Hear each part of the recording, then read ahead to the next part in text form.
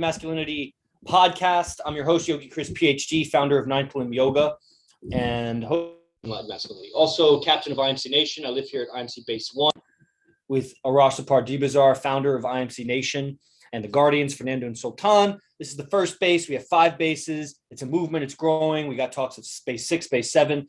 And, there's hundreds of men in the movement around the world. They're coalescing. My vision is 300 bases. That's going to be 15. That's like a small army, around the world, because these guys, they're tough, they're beasts, they're disciplined, they're smart, they're philosophers, they're loyal, they're aligned, they're dangerous, man. It's like I posted on Instagram the other day, or maybe it's yesterday, a group shot. We get group shots almost every camp, and we just did our 39th camp in a row.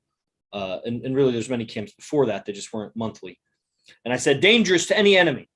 It is, these guys look dangerous. It's like 18 of us in the living room right there, able to protect what's mine. But is your man able to protect what's his? Is your man dangerous to any enemy?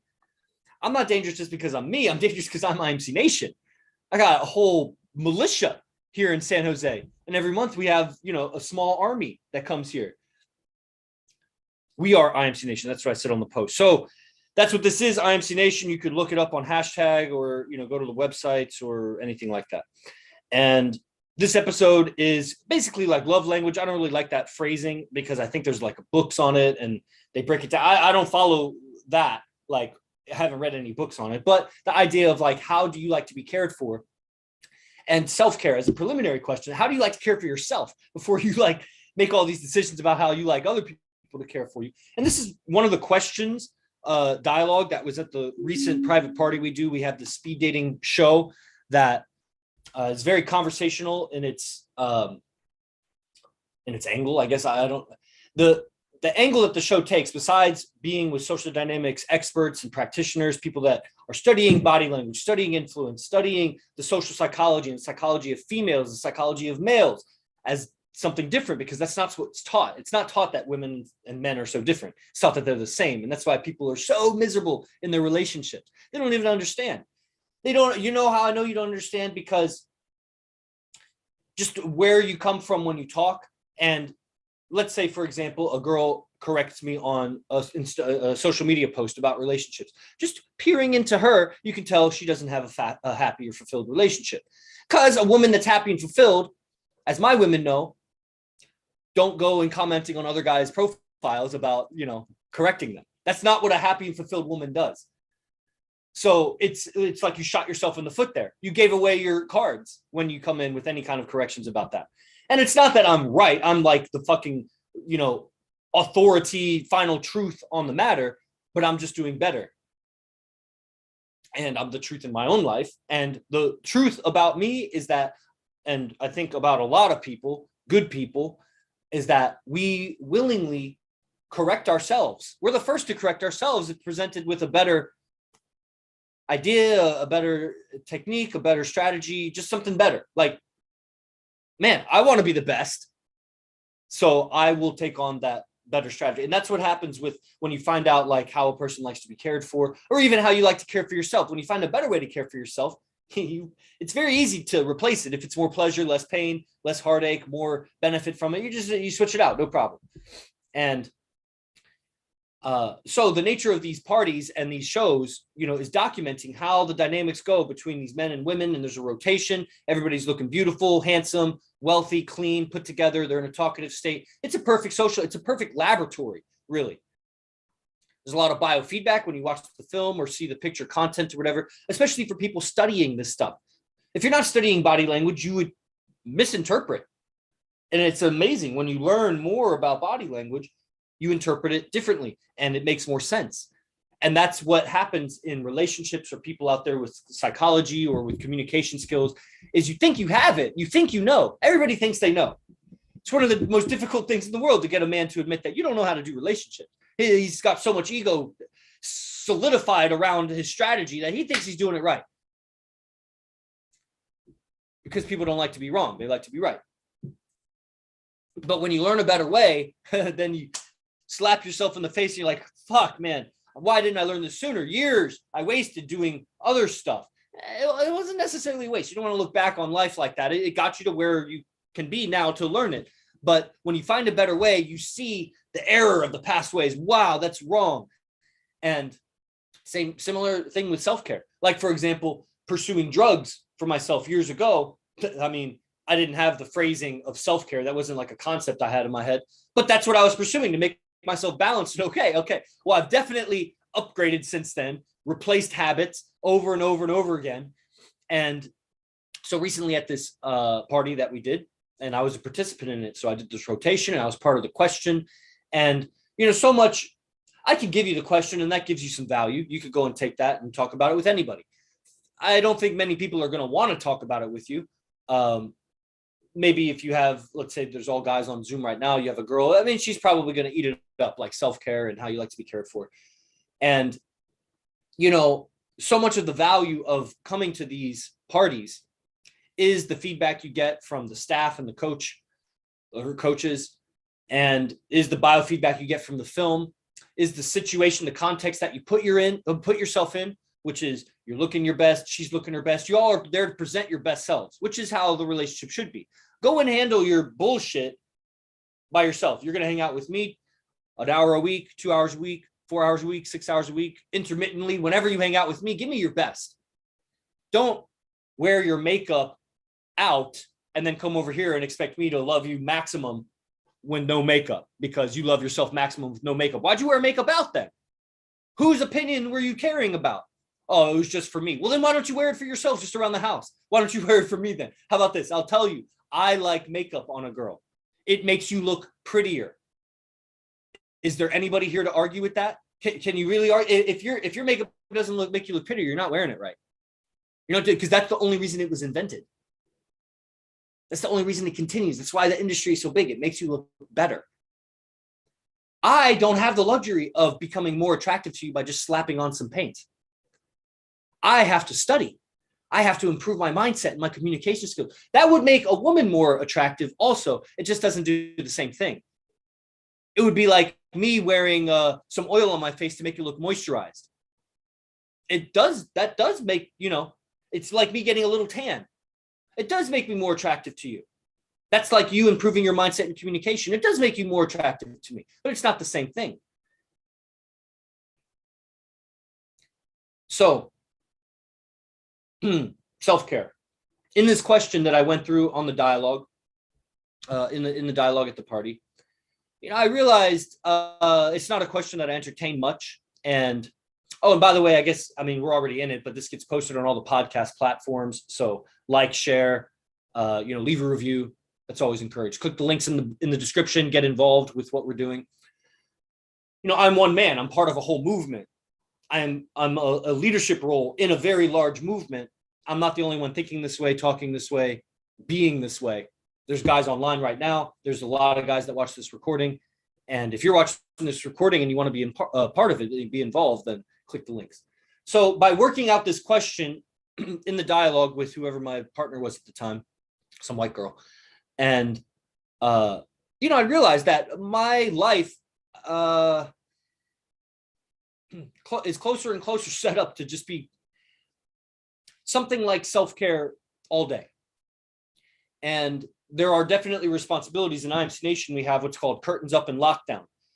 And in between lockdown and curtains up is a lockdown period where you're with yourself. This includes sleep, but there's time at the end of the night and there's time in the beginning of the morning that you're just with yourself.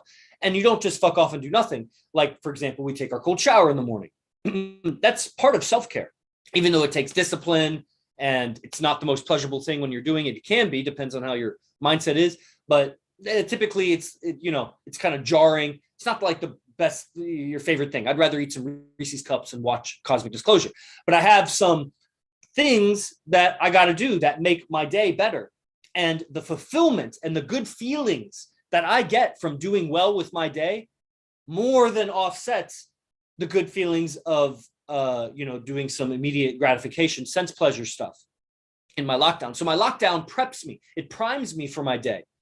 At the end of the day, at the end of the night, before I go to sleep, my lockdown process primes me for the next day. It primes me for great sleep or great rest. And the rest is what primes me for the next day. So that is what more would be considered more self-care. Throughout the day, I'm doing responsibilities. I'm hosting different staff meetings and messaging a lot of people and, taking notes and sending emails and or whatever. And I'm even going to yoga. Let's say I go to Bikram yoga every day or, 4 or 5 days a week, or I go to jujitsu. Like today I go to jujitsu. Man, I consider that self-care, even though there's a lot of pain. Sometimes I limp away from the yoga room because I stretch too much one side, not the other. Or I limp away from the jujitsu mat because, tweaked a joint or something. But that's self-care for, the self is not just the body and the mind and the psychology. And it's different for a man and woman. Like I wouldn't recommend a woman go and fight every day for self-care. Some women do. And that you do what you got to do. I'm just saying like what I would recommend. When you find a better way, there's other ways available. Like a woman that's fighting every day, you're very tense. If a woman was like into jiu-jitsu or boxing or something, you're very tense. There's a lot of tension in your forearms and in your muscles. And if there's tension in all of your muscles, your rib cage, there's definitely tension in your diaphragm. The body is going to acidify with that tension. And it's just not the most feminine qualities to be hard and stiff. Like we want soft and flexible and supple. That's what men want. And if men say they don't want that, they haven't seen a better way. They haven't been with a soft, supple woman. And if they were, then the woman was so toxic and bitchy in other areas that they became repelled to the soft, supple. They were with a dancer once and she was psychotic. And so now they don't want a soft, flexible. They want the, okay, well, you got one bad reference for that. For a man to lead properly, he needs many references. Doesn't mean he needs to fuck 1,000 women. But there's something to be said about the man that gets with or has the ability to. And we could say a man does, but until you have women around you wanting to be with you, it's just an idea that you could get with a lot of women. Go out and try to get a lot of women and you'll see, whoa, there's a ton of obstacles with this to get a woman to willingly. And if you're not going to use like alcohol or drugs, then you need some game. You need some real conversation. You need to be able to give her that dopamine hit through conversation. What can you say to her so that it's just like I used to call it pleasure bombs. There's just like a that happens in her heart, in her vagina, in her head, in her whole being through what you're saying. And it's not just you're like making shit up like, look at this imaginary apple in my hand. And you're just like making something up. It's qualities and how you talk with her. So anyway, I'm talking about self-care, So there's definitely a distinction for me to be made. Like there's the things I do throughout the day, what we call service. And then there's the things that I do in lockdown that are rejuvenating, that are more selfless or selfish, let's say selfish and selfless. And so, that's my whole process. Like self-care, cleaning my room is a kind of self-care. Studying shows that entertain me. So even if I'm going from Looney Tunes to Avengers to any cartoon, all the way to survival videos and cosmic disclosure videos or ghost videos, anything like I'm studying, or even movies like Fight Club, or there's a classic one, or any of these, looking at characters, like I am examining and receiving and extracting qualities from what I'm watching that I want in my being. There's a lot more intention in what I'm watching and what I'm doing watching these things than the common person, which is most people when they're watching, they're escaping. There's an escape element for me too. I'm getting out of this narrow human condition that I've become so habituated with, so accustomed to, that even my responses become narrow. And then my destiny becomes all but certain. If my responses are habitual, if my communication habits are habitual, my behaviors are habitual, then you might as well just put the variables into a simulation, time forward, and then you can just predict where is this going to end up. The thing you can't predict is how the culture changes. So even if your behaviors don't change and the culture changes, then you will get different outcomes. And for the most part, culture continues evolving forward. So if you keep the same habits, you're actually going to fall behind. So whatever we predict as your destiny, you're actually going to fall short of that if you don't change. Because even though the culture is completely cultish and there's all kinds of just brainwashing mumbo jumbo nonsense throughout it, they do get better. Technology gets better. There's overall, in my opinion, although it fluctuates, there's less violence, less brutal murdering than there was in the past. because there's more accountability. There's more globalization. It's hard to escape the video camera, the phone camera. You can't just do dumb shit.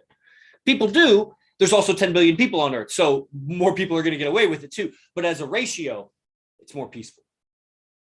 And what was I saying? Self-care, my intention, extracting these qualities from what I'm watching so that when I'm in service my next day, I'm calibrating my character to create different effects. I'm calibrating behaviors, how I think about things, how I perceive what's happening.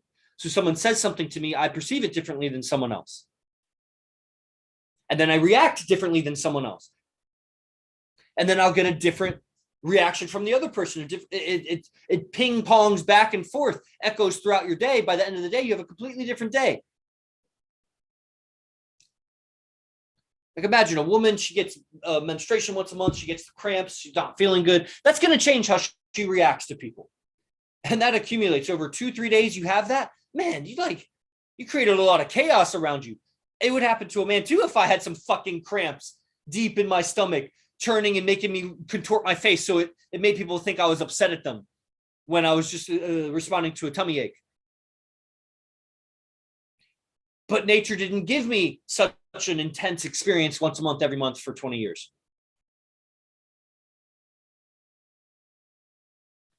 And then the other end of the coin. So the 2 weeks later, she's ovulating and she's horny as fuck. And she starts talking to all the guys that are in her Rolodex. Because that's sperm wars. If you read sperm wars, that's just what she does. You see it in 1,000 different manifestations. Get with a woman, be with her consistently, and you will map out her menstruation and ovulation behaviors. It's not that men don't go through cycles. It's just not the same. Self-care. So educating myself, especially on my own psychology, the science of the mind, how the mind works, the physics of the mind. See, the physics of the mind don't need a bunch of new rules. Maybe new discoveries that will render previous discoveries obsolete, but it's not, we don't just keep slapping on band-aids and slapping on new rules and contingencies for, well, when this happens, gravity is like this. And then when this happens, gravity is like that. And near a piece of lead, gravity is like this. And near a tree, it's like that. And on this planet, it's like that. And on this planet, it's like that. No, it's, whatever the equation is, the gravitational constant times the radius of the two objects over the square, whatever it is. And that's the force of gravity, depending on how far you are from the center of mass. Now that is going to be rendered obsolete at some point, 500 years, 5,000 years, 5 million years from now. We're going to discover something deeper about gravity that will render, but we're not to, when we're slapping on different rules, like when you're in this area of space or when you're in this, then, we don't understand gravity. We got to keep making up stuff. And that's fine if that's what we need to make it work. Like if we need to build a shelter, so we need to understand that what goes up goes down, and then like you got to make a lean-to or something. Like if it works, that's valid. It's valid if it works for you. But when you find a better way, when you see an ET come through, it's anti-gravity or enhancing gravity when they're on a little planet mining for minerals, so they can make what you would be 5 pounds, but they can make you 160 pounds because they can enhance gravity under you. They understand something about gravity that we don't, because that wasn't the square root of the radius and this or that. That was put some energy through a piece of plate and then pull your mass down. And it's like, what the fuck? How are you even pulling? Okay, you understand something about gravity we don't. And when you study male psychology, female psychology, and the social dynamics, you understand something about relationships, and relationships all the way from just the first greeting, hi. You just met each other. You're strangers, now you're acquaintances. That's the beginning of the relationship in a very general sense. Because later you're married or whatever, you have kids with her, or you've been with her for 50 years or something. It all started with a hi or something like that. Maybe a hi on Instagram, or you just saw each other and then later you said hi.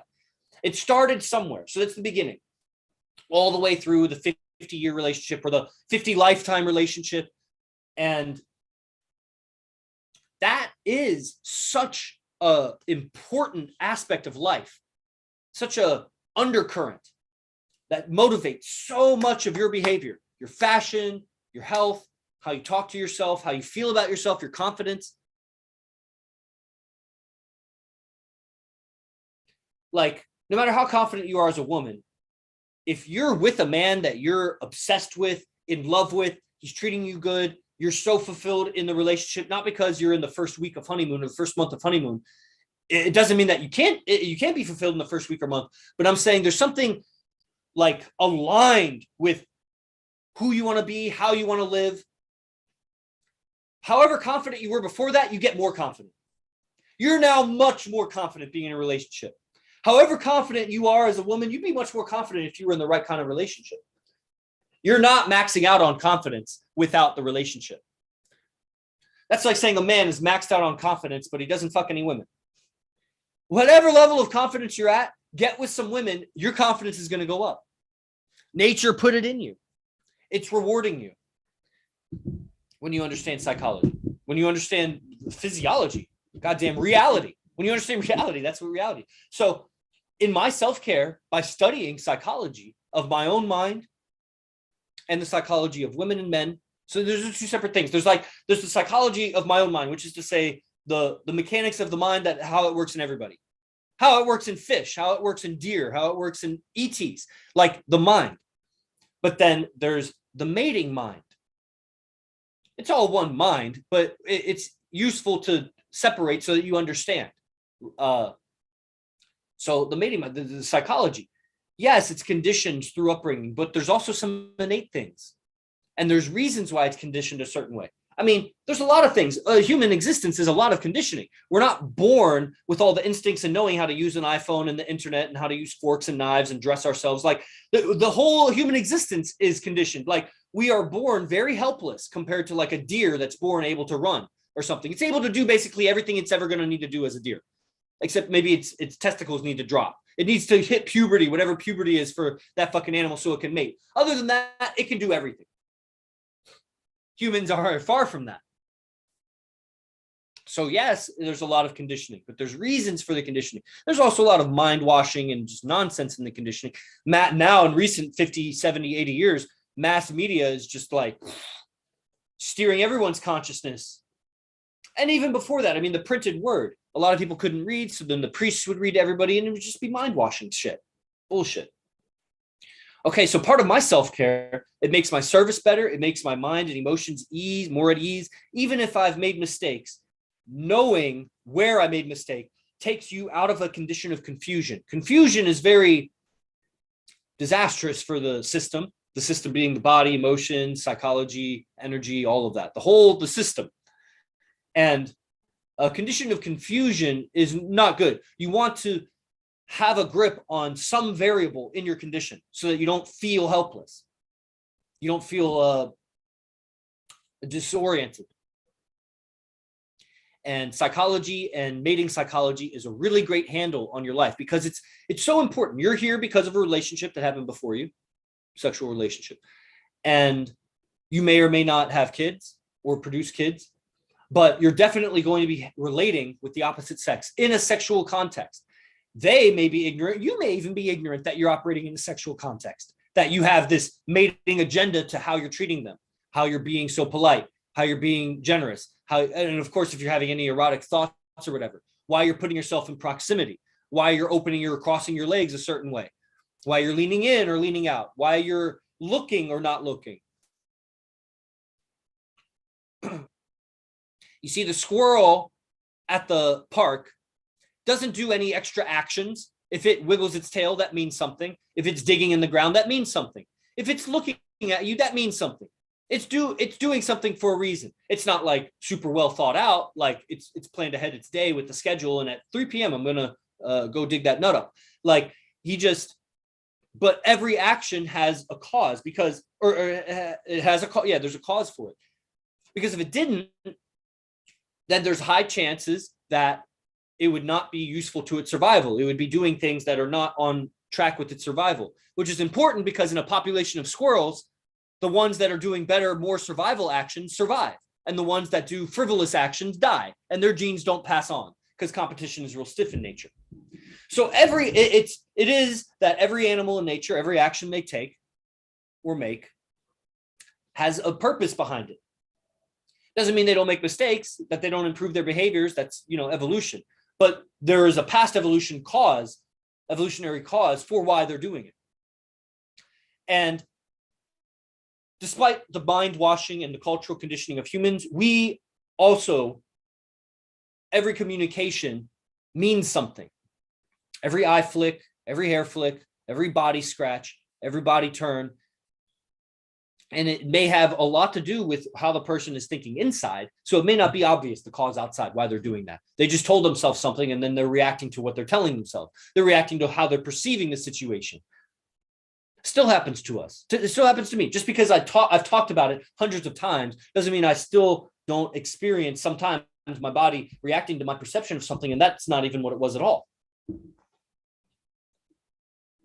So where was I? So everybody communication makes a difference. Everything matters. And so this game, this relationship game, you're going to be playing it. You're going to be in it, and you're going to be the effect of things that happen in it. Or you're going to, let me say a different way, you're going to experience things that happen in it. She cheats on you. She leaves. She brings up some bullshit from her past that's just like irritates you to no end. She has some interesting behavior, or she's not giving you attention. She turns away. She rejects you, or she rejects your advances, or she admires you. I mean, there's going to be all sorts of things that happen. She may admire you in certain ways, or talk about you to her friends, or introduce you to her family or people that she knows, or something that, understanding the psychology, it may throw you off. And understanding the psychology is going to bring a lot of ease to this thing that is so important throughout your days, throughout the rest of your life, for your whole family, for your whole tribe, your group, for humanity. And that is self-care for me. And of course, yoga stretching. I love yoga stretching. That's the basic answer. Someone's like self-care. Oh, yoga meditation.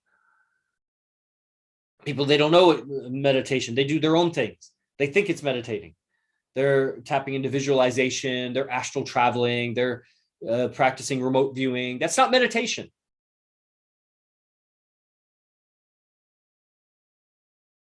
And yoga. There's this one girl at Bikram Yoga. She's kind of cute. She's Asian. Super bendy. Way bendier than me. She's got that bone shape. I can tell because her muscle development is she's actually got thick muscles. I don't know. She's an interesting looking Asian. She's like a little tank. And even though she's not like Butch, she's just, man, whatever. So that's great. She's on the demo team for the Bikram Yoga, which are, they're fantastic at stretching. This girl, I've observed probably 4 or 5 times at the end of yoga. It's a 90-minute intense class. You sweat. I'm in a puddle. It's so much sweat. I got to drink 2 thermoses just to like kind of almost get close back to a normal. A lot of exertion, a lot of exhaustion. And this girl, 4 or 5 out of 5 times, every time. The class is over. Everybody lays down. It's the final pose, which is just you laying down, relaxing. And there's a lot to that. I've given many podcasts on that. Calming your heart rate, the muscles releasing tension, blood flow balancing, oxygen levels balancing. And there's ways to perceive the relaxation of the nervous system. But not this girl. This girl lays down for about 23 seconds and then gets up every time. As soon as the teacher is like, okay, everybody, and make sure you stay for at least 2 minutes, blah, blah, blah, and have a great day, be liberated, be happy, blah, blah, blah, blah, blah, namaste. Everybody says namaste. Boom, that bitch is up so fast, grabs her towel, walks out. I'm like, you're on the demo team? Here's what goes through my mind. You haven't even started doing yoga. You're on the yoga demo team and you're so flexible. And obviously you've been coming here every day for years, probably. You haven't even started. You're just flexible. You don't have a fucking clue. The farthest you've come is maybe some self-talk while you're stretching, where you were doubting yourself. This hurts. And you're like, just do it anyway. And like you override. That's hardly considered yoga. It's so barely. That is something that is you pushed through, overcame a thought pattern, a behavior, which is called a vritti, a system of the mind.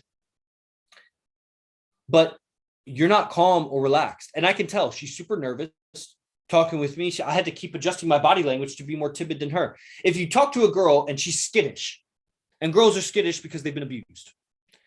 And I mean, she's older. She's a full woman now, but who knows what she could. She was a 2-year-old, 5-year-old, 8-year-old at some point.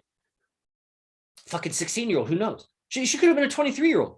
She's a little girl. She's a little female. So when she's skittish, man, I don't keep facing her.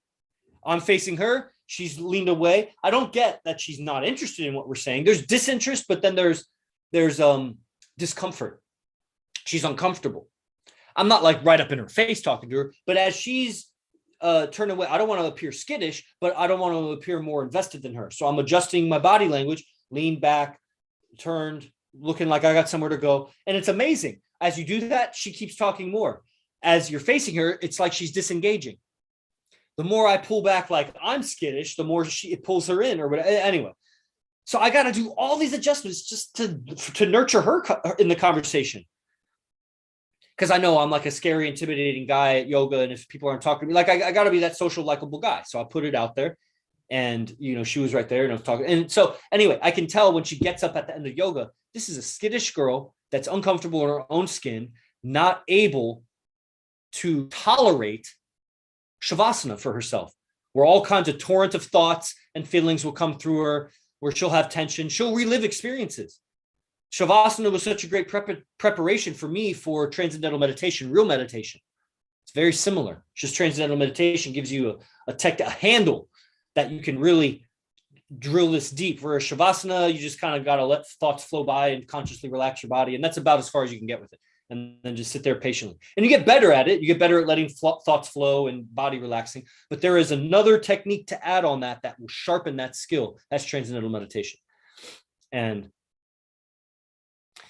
yeah, if they don't take a full Shavasana, the heart rate's got to drop, get back to normal, sweat glands calm down at least. I mean, you're in a hot room, so you might still be sweating.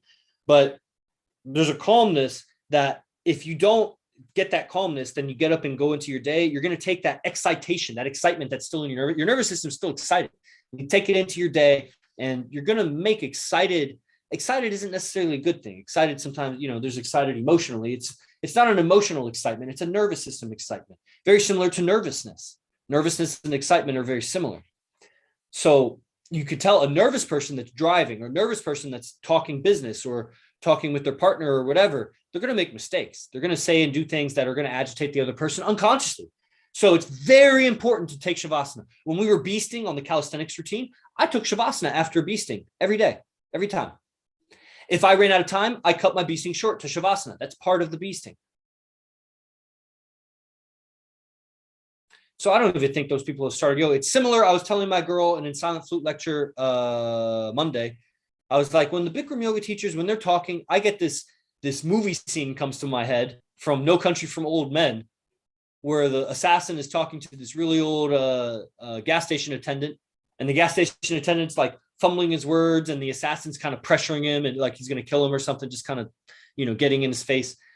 And and the gas station attendant fumbles his words, and the assassin's like, "You don't know what you're talking about, do you?" And the guy's like, "Sir," and he's like, "You're a bit hard of hearing, aren't you?" I said, "You don't know what you're talking. You have no idea what you're talking about."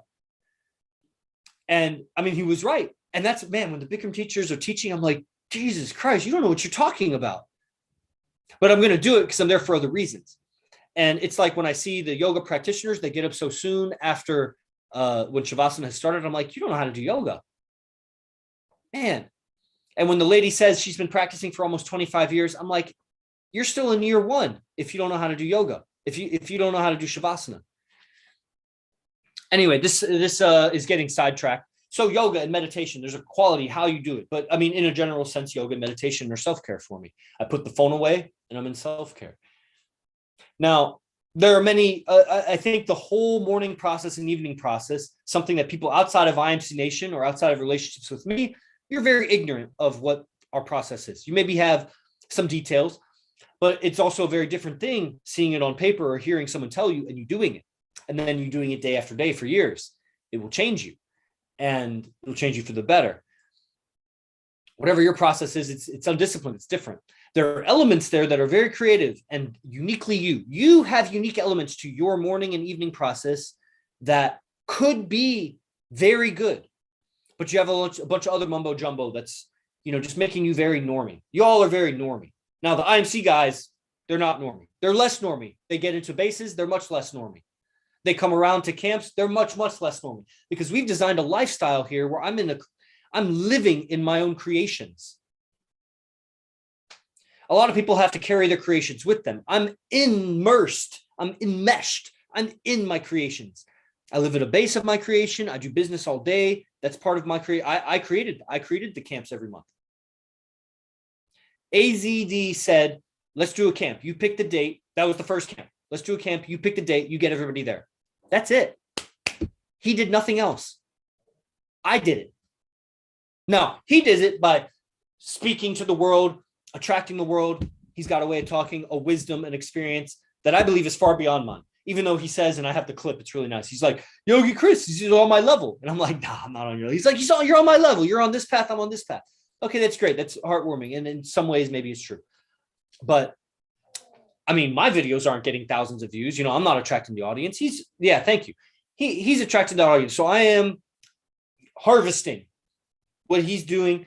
And now I'm training other guys to harvest and organize it. And would anybody complain that makes it very far? Would Lone Wolf complain that I got hard on him for not participating? Would Josiah complain that I sold him on camps? Would Freedom Ranger be like, dude, you're fucking up if you're not coming to a camp? Now that he's living at base 2 and his condition has improved so much, his communication skills so much. Bro, I think your little brother's going to join. I'm telling you. I can just tell that guy's going to,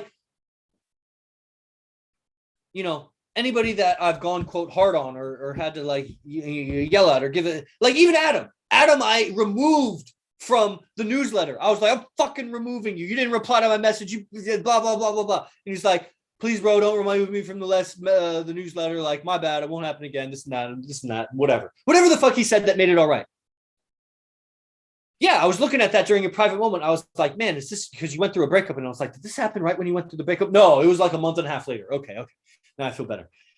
But it's like, if you're around and we went through that, are you really upset that I went through that with you?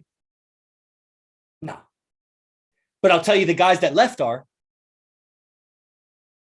They're like, Yogi Chris, he repelled me. I liked AZD, but he was mean. He was aggressive. He yelled at me for no reason. He was unreasonable. He was power hungry. He let the power get to his head. He was bro, how did I prevent you from learning from him? You keep justifying that. So what the fuck was I talking about? Self-care. Qualities of your routine. Okay, then how do you like to be taken care of in a relationship? It's pretty basic for me. And I think I reserve the right to improve my opinion. Sometimes, some people, let's say my girl might say, well, you said that back then. And I'm like, yeah, I'm changing my mind now. Okay, what I say now is more important than whatever I said back then. Thanks for reminding me what I said back then. Now here's the new updated version. Okay, so I reserve the right to update this. So how I like to receive care or how I like to be taken care of is twofold. The first one I'll say, and it may be kind of obvious. The first one is I want to be taken care of however you want to take care of me. I want to know your unique way of taking care of me. Now, I don't need you to wipe my butt and fucking spoon feed me, but is there any sense of nurturance or care coming from you towards me as a woman? I mean, coming over and, giving me a good time physically, sure, that counts. Man, that balances my energy. That makes me feel confident. It's something I like. Thank you for giving yourself to me. This is one of the few things that you can really give me. I don't want your money. I'll take your money. I'll make good use of it, but it's not like I'm getting with women so that they give me money. What are you going to do for me? You're going to go buy my car for me? You're going to build something for me? Are you going to provide me? No, you're going to nurture me some way. And sex nurtures. What else? How else? Beyond that, because it's obvious if you're going to be in a sexual relationship with me, you're going to be giving me yourself. But what else? How else I want to know how you want to. Do you like to buy gifts? Do you like to write me poems? Do you like to draw me pictures? Do you like to massage me? It's related to sex, but it is a separate thing. Some girls like massage, some girls don't. I like massage. So a girl that likes to give me massage, kudos. Like you could say that's how I like to be cared for. I like to be massaged. But I don't like to push that on any girl to massage me because she may not be inclined to that. And it's not that important to me. What would be more fulfilling for me is how you want to do so. How do you want to nurture this? That's a funny text. Yeah, it's true. I'm telling you, Kat doesn't realize. I'm telling you, you are so molded to be with me. It doesn't matter who else comes along. A younger girl, a super pretty girl, a fucking rich girl, you've carved out a path for yourself and a niche for yourself. You are like that one creature in nature that there's just, you're the top in that area. Whatever creature, you choose your creature. And you've made yourself that way. And I'm okay that that's not how I found you. I think that if you want a great relationship, the woman changes herself for the man. The man changes also for the woman, for women, for his life, for his purpose. You know, and this brings me to my second point. How I like to be cared for. How far I've come with it right now, which, like I said, I reserve the right to change. And then we got to go because we got mastermind meeting coming up. So excited. And the new camp releases tomorrow. Everybody, this is Divine Reflection. It's a 5-week training. It's going to be excellent. 5 weeks. Last month was only 4 weeks. So an extra week is nice. So 5-week training. Early bird starts tomorrow until Saturday morning. Just jump on that. Shouldn't even need to be messaged about that. And if you're catching the recording, go to imcbase1.com. Look at the deets. If you're catching this way in the future, then just whatever event is there. This will be camp number 40. So we're at 40 in a row right now. For these. I mean, really, I did 9 before that, so it's really 49, but whatever. When I started numbering them. Okay, so the second thing, the girls are like, what's the fucking second thing, Chris? God damn it. And I'm like, don't swear, bitch. And they're like, sorry. What's the second thing? Okay. So the second thing is how I like to be cared for. So first thing is care for me however you want to. I want to see your unique expression, and that will develop. Whatever your unique expression is today, as you get more comfortable, feel more safe, feel more confident, get more familiar with the relationship, our likes and dislikes, and how to communicate, your authenticity will enhance. I really think that's like why Kat and Megan are with me, why other girls will get with me, despite that I already have 2 women, because you become more authentic. You've lost yourself as a woman. You have lost yourself. You are pleasing other people. You have molded yourself to please other people. You're like, well, I would never change for a man. Well, you've changed for every man, and they're not even giving you shit. You need to find one man to change for, and then you can really middle finger every other fucking dude. Because you got a man who's got a tribe who remember that picture, we can defend what's ours. And then you can really relax and develop your authenticity. You don't even know. You're numb to it. You're numb, man. So the second thing, after you develop your authenticity and you're caring for me naturally, the second thing, which probably would be the first thing, but I put it second because the first one was more digestible for people. The second thing is give me no friction at all in how I live. I like to be cared for with absolutely zero resistance to my movement. That I feel like that cares for me. I feel like I like you to be stuck to me like glue, not necessarily like on my arm like that, but just like following my lead as if, you know how you see like the little duckies following the mama duck? I'm mama duck in this analogy. And you just keep following me because your fucking survival depends on it. And if it doesn't, then convince yourself so that you act right. Because as long as you think that it doesn't, you're going to act like some independent bitch that's going to irritate me, and we're going to repel each other after not too long.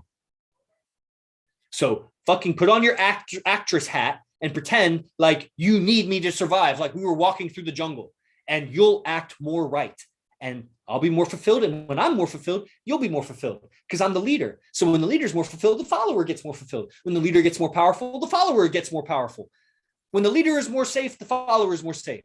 You want to bolster and improve the condition of your leader so that you improve your own condition, but not if you're an independent woman. Then you go out there and you just got to do your own thing and by yourself, and you're not going to be able to do it as good as me. I'm a winner. I'm older. And if you're a woman and you're older than me and I can't use that argument on you, well, I mean, just look, like I said the other day, you fucked up getting older than me and you still don't have a man. So you need to pretend now you're a young girl. You need to put on your young girl hat, forget all the conditioning that you think you've learned because you learned the wrong things. It's like you learned the wrong English grammar, and now you're going and trying to write something and nobody's buying your book, and you're like, I keep putting all this work. I'm so trained. I'm this and that. You learned it wrong. You learned the wrong grammar, the wrong vocabulary, the wrong definitions. You're fucking up. And the worst part about your fuck up is you think you're right. That's what's inhibiting you from learning. You think you already know. So the second way that I feel cared for is give me no resistance to my movement. I don't know if that qualifies correctly as how I like to be cared for, but there's something very special about I need to do business. You're here to just be in my presence. Like a woman that loves being in my presence, you're going to get interacted with. You're going to get the best of me because, man, why wouldn't I give you the best? The woman that gives me resistance is going to be met with irritation. I might put the phone down and interact with you, but pretty soon I start resenting you because I want to make money. I'm here winning in life in my position where I am. You don't know my history. You maybe know some things I've told you, and I'm not going to bore you all with my history right now, but I have climbed to this position by being super dedicated and disciplined. I'm not about to lose it because you're not getting enough attention. You can go away. Some women will say, well, that's too demanding, and no woman will put up with that. And that's where I can laugh in their face and say many women have and currently are. And if you leave, I will feel the minor loss of you. If they leave, I will honestly, I've cultivated my mind and my neurology and my emotions that if they leave, I will feel the minor loss of it. Now, I could say that. Those are big words saying now, watch, they leave. And I'm like, oh, it hurts so bad. Well, I'll get over it. I'm still going to do my cold shower. I'm still going to eat my discipline. I'm still going to fight. I'm still going to do yoga. And I'll get the fuck over it because I've been through it many times. I've had many relationships, committed, loyal relationships, honest relationships, fulfilling relationships. I've had many. And then they didn't last because I didn't understand psychology and cause and effect and what to do here. So, giving me no inhibition, no resistance to my movement. One of the things, I don't have a specific example, but there have been at least a dozen examples of both my main girl and my second girl. I wouldn't say my second girl is not a main girl, but it's, there is a chronology here, and it's not just about the time because there's an evolution that happens with chronology. The longer you've been with me through my evolution, the more hours you've clocked with me, man, there's just no comparison to that. Your evolution is further along. It's just like, so there's been at least a dozen instances where my girl has in some way admired me being with another woman or applauded me seducing another woman, how I've done it. I've explained it to her or whatever, or somehow maybe encouraged, or it's not that she motivated me, but it was like, there was just admiration. She admired me for maybe how I put another woman in check, or which she does often. Actually, they love that. Women love when you put another woman in check. As long as they're in check, if they're in check with you and they see you put another, even if they're not, if they're in trouble with you and they see you snap at another woman and it makes sense why, she will come out of her fucked upness. Actually, there's something about she's punishing herself. She thinks she did wrong. And when she sees that, no, you're just like that with everybody, and she needs to just change and let go of that ego attachment, something releases in her. She gets lighter. And that's very nice. That's where in the social dynamics and a man of power interacting with multiple women is what heals a woman.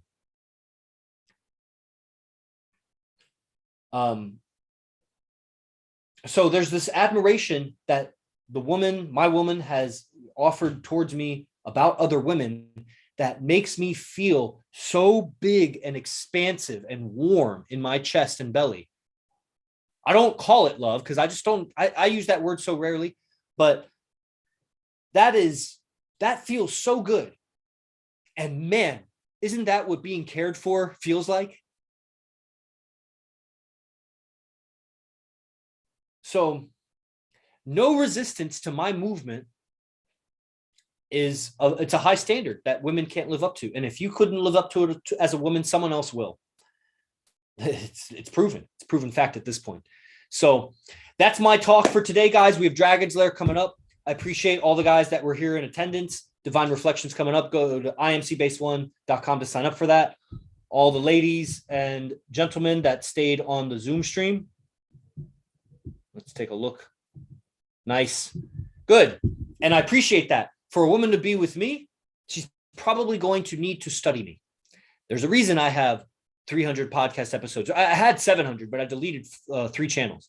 There's a reason I have my silent flute program ongoing for almost 6 years now. Over 300 lectures there, private lectures that are more advanced than the podcast. There's a lot of recordings. I have YouTube videos. I have ebooks. This is my life. That's not even going into my dissertation or my wrestling background, which are just whole lifetimes.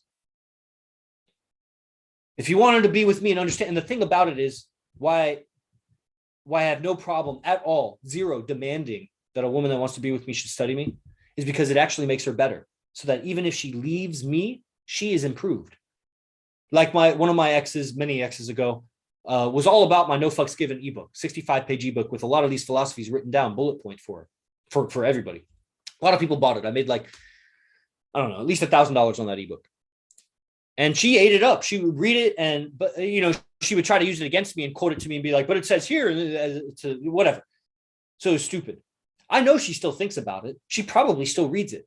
She probably tries to give it to other guys so that they can improve, because the game is legit that's in that book. And if you read that, then you would understand so much about my game, my how I relate with you. And that'll make it easier for you. This isn't arbitrary. It's pretty well thought out. I'm a philosopher monk. That's how I make my living. How do you make money? I make money as a philosopher monk.